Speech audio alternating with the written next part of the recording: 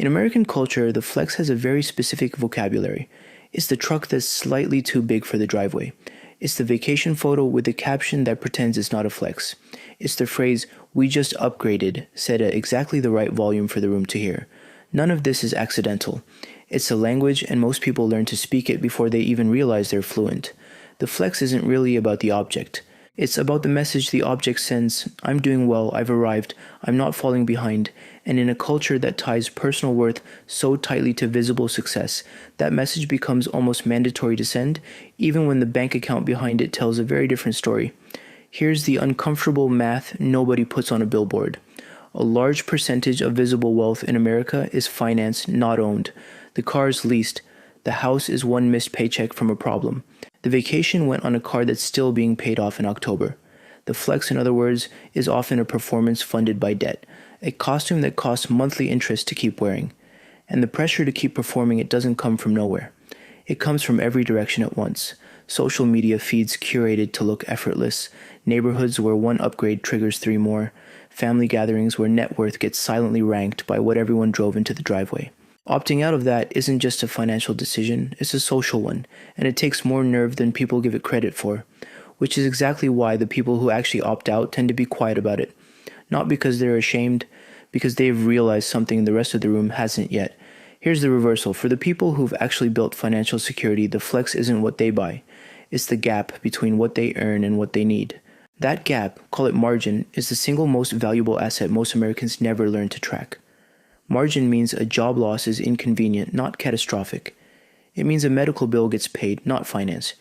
It means the word emergency doesn't automatically pair with the word fund in a panic. And none of that shows up in a driveway. You can't photograph 12 months of expenses sitting in a savings account. You can't post a screenshot of, "I don't owe anyone anything," and expect it to get the same engagement as a new kitchen. This is precisely why margin became the quiet flex. It's status that only the person holding it can actually feel. There's no audience for it, which means there's no external validation either. The only reward is internal, the specific physical sense of not flinching when the car needs a new transmission or the rent goes up again. Living below your means in this light isn't about restriction, it's a redirect. Every dollar not spent maintaining an image becomes a dollar building margin instead. Someone earning a modest, ordinary salary who keeps their expenses meaningfully below their income for a decade will often end up with more actual financial power than someone earning twice as much who spends to match it. That's the entire flex reframed.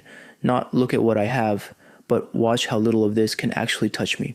This shows up in specific, repeatable choices, not dramatic ones, just consistent ones.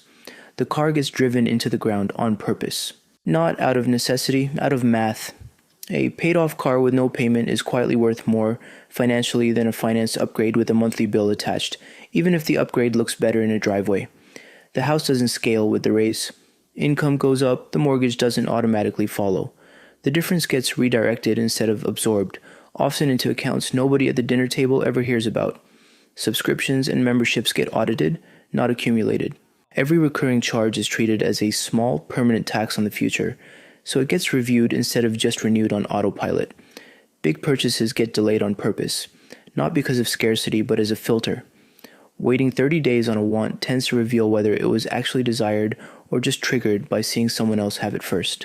Net worth gets tracked privately, consumption gets tracked publicly by everyone else. The numbers that actually matter to this group live in a spreadsheet, not a caption. What other people see is, by design, the least interesting part of the picture. None of these choices are visible from the outside. That's not an accident. It's the entire mechanism. The flex works precisely because nobody's watching it happen. The psychological shift underneath all of this is a change in audience. Traditional flexing answers a question aimed outward. What will other people think? Living below your means answers a question aimed inward. What does this actually do for my future self? That shift changes the emotional payoff of spending entirely. A traditional flex delivers a quick hit, admiration, a comment, a moment of, "they noticed." It fades fast, which is exactly why it needs to be repeated, upgraded, and repeated again. Margin delivers a slower, quieter payoff, a sense of control that doesn't fade, because it isn't dependent on anyone else noticing it at all. There's also a stability effect that compounds. People optimizing for visible success tend to feel behind no matter how much they earn, because their expenses rise to match their income automatically. There's no gap for security to live in. People optimizing for margin tend to feel ahead even at modest incomes because the gap itself is the thing being built. And this reframes what flex even means at its root. A flex, by definition, is supposed to demonstrate strength, but visible spending, funded by debt, chasing approval, that's not strength, that's exposure. Real strength is the version nobody can see, because it doesn't need anyone to see it in order to be real. If you've ever felt a flicker of embarrassment about driving an older car, or quietly relieved that you don't have a car payment while everyone else does, that's not a coincidence. That instinct is often the earliest sign of exactly this shift happening, long before anyone would call it a strategy. The ultimate American flex was never about what shows up in a driveway. It's the version of freedom nobody can see, the gap between what you earn and what you need, quietly getting wider every year while everyone else is still trying to close it with a bigger purchase. What's one thing you stopped buying to upgrade? Once you realize what it was actually costing you, let me know below.